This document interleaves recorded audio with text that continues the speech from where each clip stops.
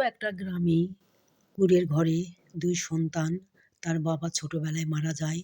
ছোট, ছোট সন্তান। মার ভিতর কি যে হয় যে ২ সন্তান মানুষ করার পেছনে অনেক অর্থ, অনেক পরিশ্রম লাগবে। বাবা থাকলে হয়তোবা এতটা কষ্ট তাকে করতে হতো না। তো যখন মার মনে হয় তখন খুব কান্নাকাটি করে। গোপনে সন্তান দেখা পালে দৌড়ে আসে গলা ধরে ২ সন্তানই বলে, "মা তুমি কান্না করো না। আমরা বড় হলে তোমার কান্না সব ঘুচে দেব। তোমার কান্না আর থাকবে না মা, আমরা খালি বড় হই।"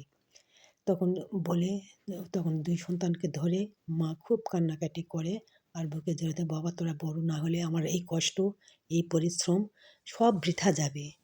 তখন সন্তানেরা বলে, "মা আমরা আমরা চেষ্টা করব মা, তোমার কষ্ট দূর করার আমরা চেষ্টা করব।"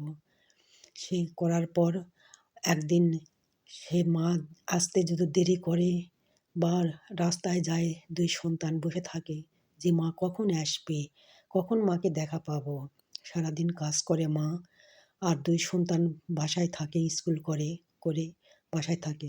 স্কুল পাশ করলো, কলেজ পাশ করলো। করে আজ ২ সন্তান মা কষ্ট করে তাদেরকে ভার্সিটিতে পড়াচ্ছে। ছেলেটা পড়ে, মেয়েটা ভার্সিটি পড়ে। আজ ২ সন্তান স্বাবলম্বী। মায়ের সুখের শেষ নাই। মাকে বলে যে, "মা আর তোমার কষ্ট করা লাগবে না। আমরা বড় হয়ে গেছি।" কোথাও ছেলেও আসে, ছেলেও বলবে, মেয়েও বলে।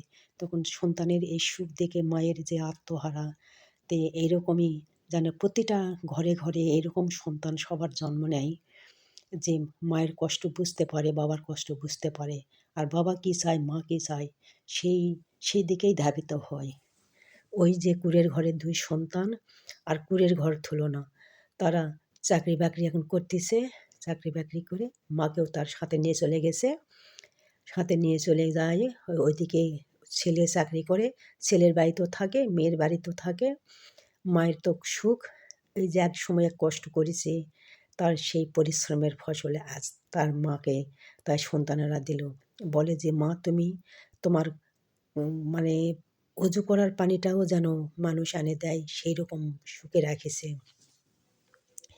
যে বলে যে, "মা তুমি কোনো যেন কিচ্ছু করো না। তুমি শুধু নামাজ পড়বে আর খাবে আর ঘুমাবে।